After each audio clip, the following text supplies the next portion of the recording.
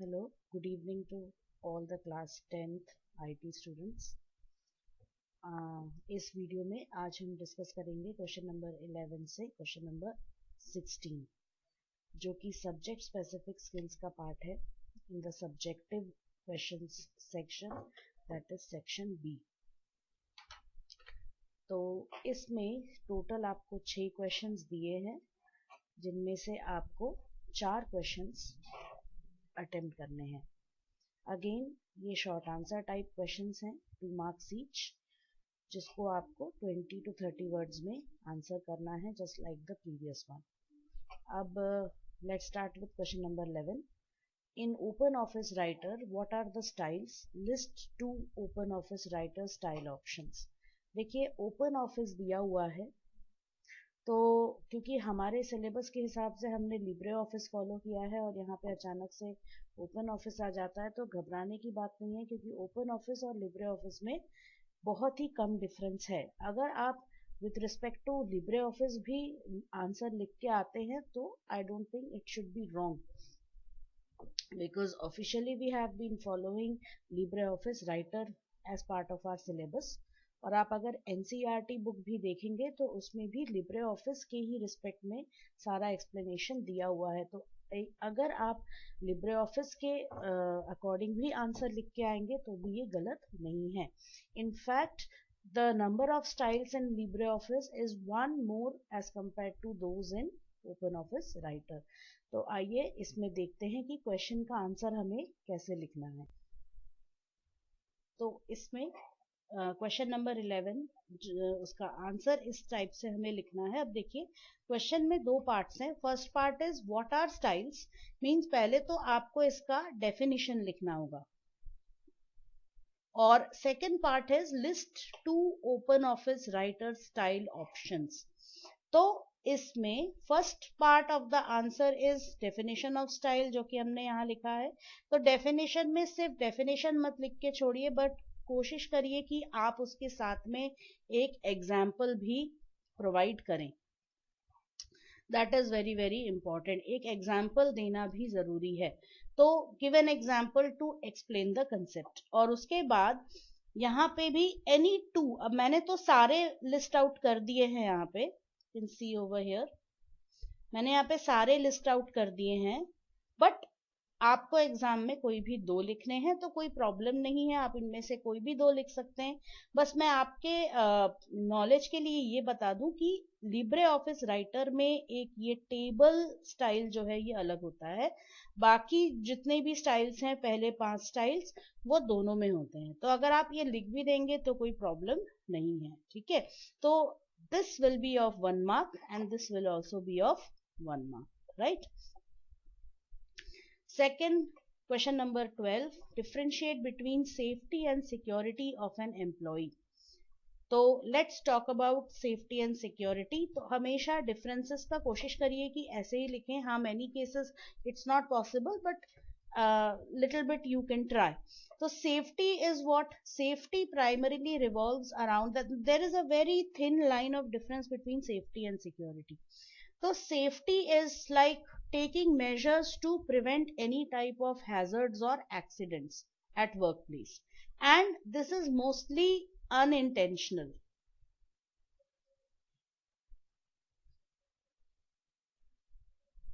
But security is something related to something intentional being caused at the workplace, like violence, theft, criminal activities. So if security means providing safety against intentional harm, and safety means providing safety or preventing any type of unprecedented events like accidents, injuries, illnesses caused by workplace hazards, and so on. So this is unintentional, and this one is intentional. तो basically this is the difference. अब आपके text book में इतने detail में ये answer नहीं दिया हुआ है, तो you can refer to this document of mine, जिसका डिस्क्रिप्शन बॉक्स में मैंने लिंक भी दे दिया है। तो आप उससे ये answer, you can refer to this answer. Second, Safety, it deals with risks arising from environmental factors, equipment and work practices. And security, it addresses risks posed by individuals or groups with malicious intent. Then example, so example of safety: preventing slips, trips and falls, managing exposure to hazardous substances, or in case of security, preventing workplace violence, protecting against theft and unauthorized access.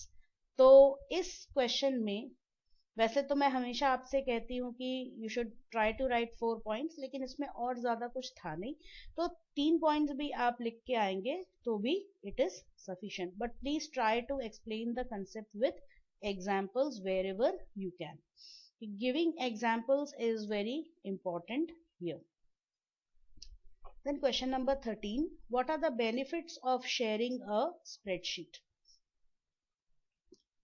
तो benefits of sharing a spreadsheet, मैंने 4 benefits यहाँ पे explain किए हैं. Number 1, one spreadsheet can be used by more than one user. This is very important. Collaboration जो होता है वो शेयरिंग से ही पॉसिबल है. Allows more than one user to make the changes simultaneously. अगर 2-3 लोग साथ बैठ के काम कर रहे हैं तो everybody will be able to see what changes are being made. Then third, it saves the trouble of keeping track of multiple copies. You don't have to keep multiple copies. Everybody can make the changes in the same copy. Working in collaboration so that everyone can contribute, make changes and view it. So these are the benefits of sharing a spreadsheet. Then question number 14. अब ये थोड़ा सा आपको दिख रहा होगा case based है. Guneet has completed his assessments in 4 subjects and received the following marks: 75 in math, 68 in science, 82 in English and 70 in history. The student needs to achieve an overall aggregate of 75% across all 5 subjects to meet his academic goals. He still has to take the exam in the 5th subject, which is geography. Which calc tool, अब ये electronic spreadsheet का question है, which calc tool and menu option he can use to check how many marks he has to score in the 5th subject to get the required percentage. Believe me, इतना जो data दिया हुआ है, इस data का यहाँ कोई use नहीं है. आपको सिर्फ टूल का ऑप्शन का नाम बताना है और मेन्यू बताना है. The answer is tools menu, goal seek, option. और क्योंकि यहाँ कोई भी लिमिटिंग कंडीशंस स्पेसिफाई नहीं हुए हैं तो हम सॉल्वर का यूज नहीं करेंगे, because there is only one input variable whose value you have to find, that is marks in geography. एक ही इनपुट वेरिएबल है, कोई लिमिटिंग कंडीशंस नहीं है, तो we can just go with goal seek option. Then question, तो इसमें mark distribution ऐसे हो जाएगा: 1 mark for specifying the menu and 1 mark for goal seek. Question number 15, in a database why is it important to create relationships between the tables? तो it is important to create relationships because first of all it creating relationships between tables helps prevent data redundancy. So let me explain the meaning of this to you. इसे समझने के लिए let us understand with one example here. तो जैसे हमारे पास ये table है amp dip करके, एम्प्लॉय डिपार्टमेंट. अगर मान लीजिए हम अपने टेबल में ऐसे डेटा को स्टोर कर रहे हैं जिसमें डिपार्टमेंट नेम हम मेंशन कर रहे हैं, तो यहाँ पे अगर कभी ऐसा होता है कि सेल्स डिपार्टमेंट का नाम चेंज हो जाए या परचेज डिपार्टमेंट का नाम चेंज होके नाम में हो सकता है कुछ एडिशंस किए जाएं, लाइक परचेज एंड रिसर्च या परचेज एंड कॉस्टिंग या जो भी है, मतलब परचेज के साथ अगर कोई और डेटा भी अगर हम कभी ऐड करें, या फिर कभी ऐसी जरूरत पड़े कि यहाँ पे हम डिपार्टमेंट का लोकेशन भी ऐड करें कि ये डिपार्टमेंट कहाँ पे वेयर इज इट लोकेटेड. तो अगर ऐसी कोई रिक्वायरमेंट आती है तो मान लो sales department is located in Mumbai and purchase department is in Delhi, and तो आपको यहाँ दिख रहा है कि डेटा रिडंडेंसी हो रही है, हम दोनों जगह पे परचेज दिल्ली दिल्ली लिख रहे हैं, है ना। तो इसी टाइप से अगर कभी मान लो ये लोकेशन आपका चेंज हो जाए, दिल्ली से चेंज होके इंदौर हो जाए, तो जहां जहां पे भी परचेज डिपार्टमेंट है वहां वहां चेंज करना पड़ेगा. These are the problems caused by data redundancy.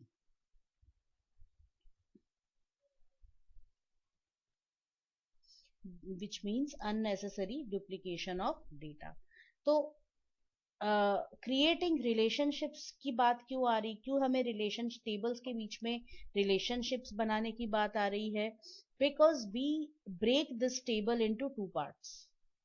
This is first part and this is the second part. तो इसमें बस हम ये कर लेते हैं कि डिपार्टमेंट टेबल बनाते हैं जिसमें एक डिपार्टमेंट नंबर होगा और डिपार्टमेंट नेम होगा, और चाहो तो इसके साथ डिपार्टमेंट से रिलेटेड कोई एडिशनल इंफॉर्मेशन जैसे लोकेशन या नंबर ऑफ पीपल या name of the head of the department, ये सारा इंफॉर्मेशन भी हम यहाँ पे मेंशन कर सकते हैं. ओके. तो और साथ में इस टेबल में बस हम क्या करेंगे, डिपार्टमेंट नंबर को एज अ फॉरेन की यूज करेंगे. और क्योंकि एज अ फॉरेन की यूज कर रहे हैं तो these two tables become connected, इनके बीच में एक रिलेशनशिप हो जाता है. अब मान लीजिए परचेज डिपार्टमेंट या एचआर डिपार्टमेंट का नाम मैं चेंज करके एचआर एंड एडमिन रख लेती हूँ, तो वो भी मैं कर सकती हूँ. मान लो मैंने इसका लोकेशन चेंज किया, हेड ऑफ द डिपार्टमेंट इसमें चेंज हो गया, तो ये चेंजेस मुझे एक ही बार करना पड़ेगा, मुझे बार बार नहीं करना पड़ेगा. तो डेटा इनकंसिस्टेंसी की प्रॉब्लम भी नहीं रही यहाँ पे. एक और प्रॉब्लम होती है, जैसे एक ही यहाँ पे आपको दिख रहा है कि there is only one employee in the sales department. अगर ये एम्प्लॉय आपका रिजाइन कर देता है और हमें इसका डेटा डिलीट करना पड़ता है, तो क्या होगा इस केस में? अगर हमारे पास सिर्फ यही एक टेबल है तो उस एम्प्लॉय का ही इंफॉर्मेशन नहीं जाएगा, बल्कि वो जिस डिपार्टमेंट में काम कर रहा है उसका भी इंफॉर्मेशन लॉस हो गया. अगर मान लीजिए पूरे ही टेबल में सेल्स डिपार्टमेंट का एक ही एम्प्लॉय है, तो इस केस में ये हो जाता है कि आपका डेटा भी लॉस हो रहा है साथ साथ में. लेकिन यहाँ पे क्या होगा कि वो चीज नहीं होगी, भले यहाँ से एम्प्लॉय आपका छोड़ दे, इसका डेटा भले ही डिलीट हो जाए, लेकिन आपको दिख रहा है कि सेल्स डिपार्टमेंट के बारे में इंफॉर्मेशन अभी भी हमारे पास है, तो डेटा लॉस नहीं होता है. तो these are some of the benefits of establishing relationships between tables. तो यहाँ पे आपको ये दिख रहा है, मैंने यहाँ पे जो लिखा है, it prevents data redundancy, it helps prevent missing data by keeping deleted data from getting out of sync. Creating relationships restricts the user from entering invalid data in the reference fields. एक चीज और है, जैसे ये table है, अब मान लीजिए इस टेबल में आपको किसी और एक और एम्प्लॉय का इंफॉर्मेशन लिखना है.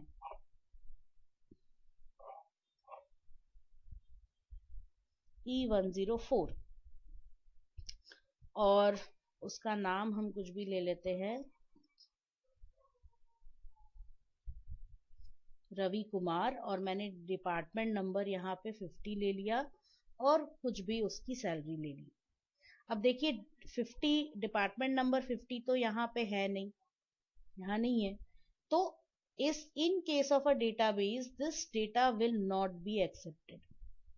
इस डेटा को एक्सेप्ट नहीं किया जाएगा क्योंकि यहाँ पे तो 50 डिपार्टमेंट नंबर 50 है ही नहीं, तो इसको एक्सेप्ट यहाँ नहीं किया जाएगा. ये दिस इज वन थिंग.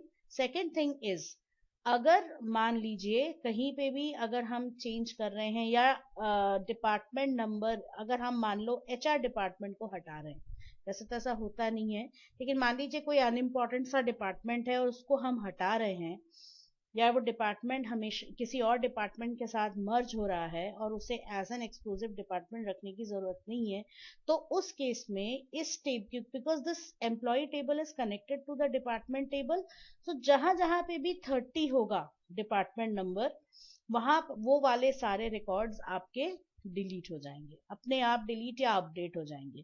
तो अगर कुछ भी चेंजेस हम यहाँ पेरेंट टेबल में कर रहे हैं तो it automatically cascades to the child table. तो आपने पेरेंट टेबल में कुछ भी चेंज किया तो वो आपके चाइल्ड टेबल में अपने आप रिफ्लेक्ट होगा। So this is one more important factor. Then any updation in the master table is automatically reflected in the transaction tables. Master table आपका ये है डिपार्टमेंट, और ट्रांजैक्शन टेबल आपका, वैसे तो ये this is just an example I am giving. ये transaction table वैसे इसको नहीं कह सकते, एक्चुअली ट्रांजैक्शन की बात आती है जब हम कुछ कॉम्प्लेक्स डेटा पे वर्क करते हैं, लाइक बैंकिंग डेटा जिसमें डेबिट और क्रेडिट हो रहा है। तो हमारे पास कस्टमर का डिटेल होता है एक पेरेंट टेबल में, मतलब मेन मास्टर टेबल में, और एक और टेबल बनता है जिसमें ट्रांजैक्शंस रिकॉर्ड किए जाते हैं, डेबिट हुआ, क्रेडिट हुआ, कहाँ पे मतलब जो भी है, तो वो सारी चीजें वहां पे रिकॉर्ड की जाती हैं इन द ट्रांजैक्शन टेबल। तो जब भी ट्रांजैक्शन टेबल में कुछ भी रिकॉर्ड होगा तो a new transaction ID will be generated which will act as the primary key in that table. तो वही होता है कि अगर पेरेंट टेबल में कुछ भी चेंज हो रहा है, मास्टर टेबल में अगर कस्टमर्स टेबल में कुछ चेंज हुआ तो it will be reflected in the transaction table. तो वो उस केस में होता है। तो यहाँ पे we can not say that employee is a transaction table, but then again we can always just consider this employee table to be a child table, right? ठीक है, तो next question number 16, what is occupational overuse syndrome, what are the causes for it? तो occupational overuse syndrome, तो हमको यहाँ देखिए दो question के दो पार्ट्स हैं। First is what is it, मतलब उसका डेफिनेशन, और second is what are the causes. तो पहले तो डेफिनेशन हमने यहाँ पे लिखा है, it is also known as repetitive strain injury. It's a collective term for a range of conditions characterized by discomfort. तो डेफिनेशन तो आप पढ़ सकते हैं। तो बेसिकली इट इज लाइक किसी काम को करते करते, लंबे समय तक करते करते अगर आपकी बॉडी पे कुछ इफेक्ट हो रहा है तो that comes under occupational overuse syndrome. जैसे फॉर एग्जांपल अगर आप कंटिन्यूअसली कंप्यूटर पे वर्क करते हैं तो you can develop a lot of elements, like एक तो ओबेसिटी, क्योंकि बैठे बैठे काम करना है ना, आपका पेट निकलने लगता है, देन लॉस ऑफ हेयर और डिग्रेडिंग आई साइट में प्रॉब्लम होने लगती है। फिर आपको कार्पल टनल सिंड्रोम होने लगता है, मींस आपके रिस्ट्स में पेन, कंटिन्यूसली कीबोर्ड पे वर्क करने से रिस्ट में पेन होने लगता है। आपकी उंगलियां जो हैं, आपके फिंगर्स वापस अपने पोजीशन पे नहीं आते हैं, वो कर्व्ड पोजीशन में ही रहते हैं। तो दीज आर सर्टन थिंग्स।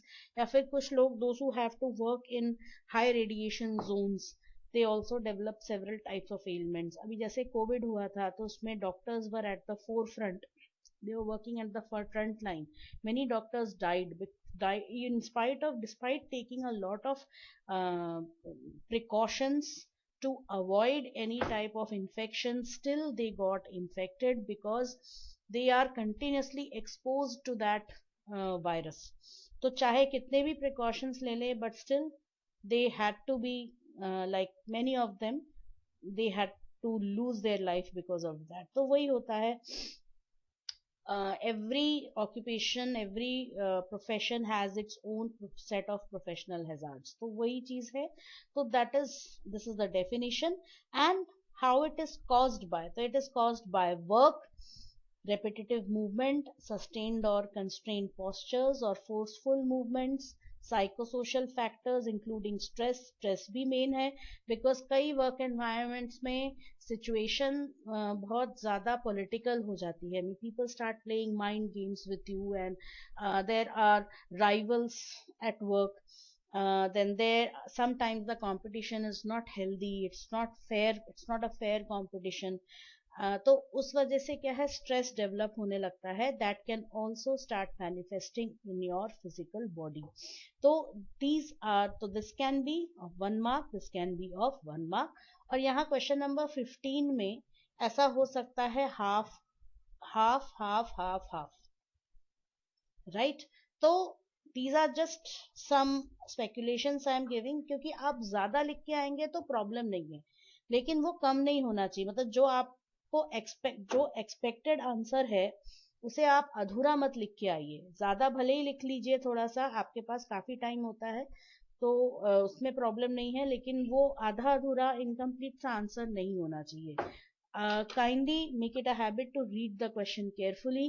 और क्वेश्चन में अगर आपको 2 क्वेश्चन मार्क्स दिख रहे हैं, अगर 2 पार्ट्स क्लियरली दिख रहे हैं, it means you have to answer both the parts. किसी भी एक पार्ट को आंसर मत करिए, दोनों ही पार्ट्स को आपको आंसर करना है। And kindly make it a habit to read your question paper carefully. एक तो रीडिंग टाइम के टाइम पे ही पढ़िए, और साथ में जब आप क्वेश्चन सॉल्व करने वाले हैं तब भी क्वेश्चन को कम से कम 2 या 3 बार अच्छे से रीड जरूर करिए। So this was the second part of short answer questions which was related to subject specific skills. Next जो हमारा लास्ट पार्ट आएगा वीडियो का, उसमें हम लॉन्ग आंसर क्वेश्चंस को अटेम्प्ट करेंगे which are of 4 marks each. So thank you students, happy learning.